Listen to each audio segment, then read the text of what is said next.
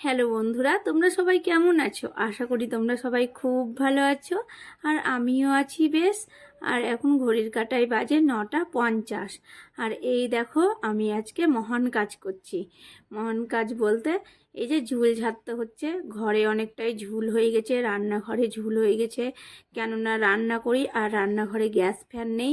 যত তেল মশলা ঘরের ভিতর ঢুকে যায়। তাও যতটা পারি গেট লাগিয়ে লাগিয়েই করার চেষ্টা করি। তাও বুঝতেই পারছো ঝুল তো হবেই। তো ভাবলাম কি আজকে ঝুলটা ঝেড়ে পরিষ্কার করে নিই রান্নাঘর ঘরের।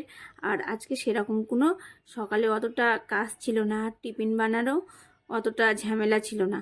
তোমাদের দাদাভাই তাড়াতাড়ি বেরিয়ে গেছে, তাই ভাবলাম এই কাজগুলো সেরে নিই। আর এই দেখো, ঝুল ঝাড়ার পরে তো অনেকটাই নোংরা হয়ে যায়, তাই এখন ঝাড়ু দিব, তারপরে ঘর মুছবো। আর বিছানাটা আগেই আমি ঝেড়ে টেড়ে কমপ্লিট করে নিয়েছি ঝুল ঝাড়ার পরেই। তো চলো এখন ঘরটা মুছবো, আর লাঠি দিয়েই মুছবো। এর আগে আমি জানো ভাবলাম কি আর ঘরটা লাঠি দিয়ে মুছবো না, তোমার ওই যে কাপড় দিয়ে বসে বসে মুছবো, তবে অনেকটাই শরীর চর্চা হবে। কিন্তু কোথায় কই, লাঠি দিয়েই মুছতে মানে বেশি ভালো লাগে। হাতের দেনা যতই ব্যথা হয়ে যাক না কেন, কিন্তু মনে হয় কি লাঠি দিয়েই বেশ ঘর মুছাটা আমার কাছে। তো চলো, হ্যাঁ। আর সকালের যত রকম কাজ ছিল সব কিছু কমপ্লিট করে নিয়েছি। তারপরে পুজোও সেরে নিলাম, দিয়ে চলে আসলাম রান্নাঘরে। এখন না রান্না বান্না শুরু করব। আগে প্রথমে ভাত বসিয়ে দিব, তাই জন্য চাল মেপে নিচ্ছি। চাল, আর আমার দেখতে পাচ্ছ চাল মাপার গেলাস। যাই হোক, আমি এই ছোট গেলাসটাতেই চাল মেপে নিই। তো চলো এবার চালটা ভালো করে ধুয়ে দিব। আর চাল ধুতে লেগে জানো অনেক কথাই চিন্তা ভাবনা মাথার মধ্যে আসছে, কিন্তু আজকে বলবো না, থাক অন্যদিন বলবো তোমাদেরকে। প্রতিদিনই ভাবি জানো, চালটা আমি 1-1.5 ঘন্টা আগে ভিজিয়ে রাখবো, কিন্তু ভুলে যাই।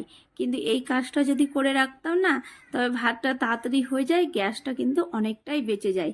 কিন্তু হয় না আমার, জানি না কবে হয়ে উঠবে এটা। আর এই দেখো এখন চালটা ধুয়ে ভাতটা বসিয়ে দেবো। আর এই দেখো, চালটা আমি যখন ধুয়ে ধুয়ে এইভাবে কচলাচ্ছি, আর কত পাউডার বেরাচ্ছে। তাই জন্যই মনে হয় চালটা ভিজিয়ে রাখা আমাদের উচিত, তাই না? তো চলো বন্ধুরা, আজকে আমি তোমাদের সঙ্গে শেয়ার করব ছানার রেসিপি। তো আমি কিভাবে ছানার রেসিপি বানাই সেটাই আজকে শেয়ার করব, আর তোমরা কিভাবে বানাও আমাকে জানাবে। তো চলো এখন আমি ছানাটাকে ভালো করে মাখিয়ে নিব। অল্প পরিমাণে চালের গুঁড়ো আর অল্প করে ময়দা দিয়ে, বেশি দিলে কিন্তু ভালো লাগবে না, ময়দা ময়দা লাগবে। আর গোল করার জন্যই কিন্তু এটা দিচ্ছি, কেননা ছানাতে হালকা হালকা জল আছে বলেই। তো চলো এখন ভালো করে আমি ছানাটাকে মাখাবো। প্রথমে মাখিয়ে গোল গোল করে আকারে বানিয়ে নিব। আর হ্যাঁ, অল্প করে লবণ আর অল্প কিন্তু হলুদ দিয়েছি ওর মধ্যে। এই দেখো, ছানাটা এখন আমি গোল গোল করে বানিয়ে রেখে দেবো বেশ কিছুক্ষণ। আর কি বলতো, ছানাটার পরিমাণটা অল্প, তাই জন্যই আমি অল্প করে চালের গুঁড়ো আর অল্প করে ময়দা দিলাম। আর এটাকেও যদি পনির আকারে কাটতে চাও, তাইলে কি করবে বলো তো, ছানাটাকে একটা সাদা কাপড়ের মধ্যে রেখে দিবে, দিয়ে কাপড়টা ভাঁজ করে রেখে তোমার পাটা কিংবা ভারী কোনো কিছু চাপিয়ে দিবে। তারপরে দেখবে পিস পিস করে পনিরের মতো কাটা হয়ে যায়। কিন্তু আমি ওইভাবে করলাম না, আমাদের বাড়িতে এই যে বড়া করে বেশি পছন্দ করে, তাই জন্য তোমাদের সঙ্গে বড়া করেই শেয়ার করছি।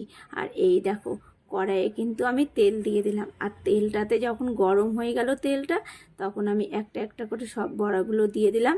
আর এখন লাল লাল করে ভেজে নেব, তারপরে উঠাবো।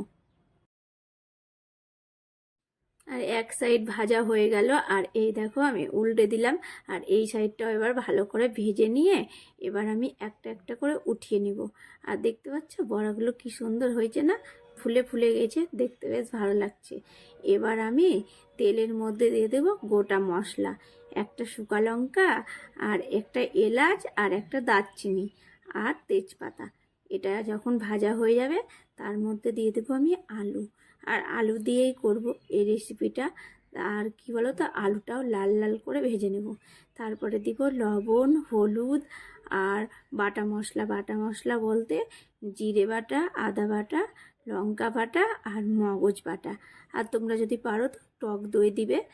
যেহেতু আমি টক দই দিইনি, আমার বাড়িতে টক দইটা ছিল না, তাই আমি ভালো করে মশলা কষিয়ে নিলাম, তারপরে জল দিয়ে দিয়েছি এর মধ্যে। আর যখন তরকারিটা আবার ফুটে উঠলো তখন ভেজে রাখা ছানা দিয়ে দিলাম কড়াইয়ের মধ্যে। আবার কিন্তু কিছুক্ষণ ঢাকা চাপা দিয়ে রেখেছিলাম। দিয়ে সবই যখন সেদ্ধ হয়ে গেল, আলু সেদ্ধ হয়ে গেছে দেখছি, তারপরে তরকারিটাও ফাইনালি কমপ্লিট। আর নামানোর আগে আগে অল্প করে ঘি, গরম মশলা দিয়ে নামিয়ে নিলাম। আবারও দেখা হচ্ছে তোমাদের সঙ্গে সন্ধ্যার সময়। আর এখন ঘড়ির কাঁটায় বাজে 7টা। আর সন্ধ্যা মানেই চা। তো চা হবে না তাই কখনো হয়? চা আর সঙ্গে আছে পাউরুটি। তো চলো বন্ধুরা, ভিডিওটা আজকের মতো এতটাই। কালকে আবার দেখা হবে নতুন কোনো ভিডিওই। আর তোমরা সব সময় ভালো থেকো, সুস্থ থেকো। আর আমার ভিডিও ভালো লাগলে লাইক করে দিও। আর সাবস্ক্রাইব করতে তো ভুলবেই না। শুভ সন্ধ্যা।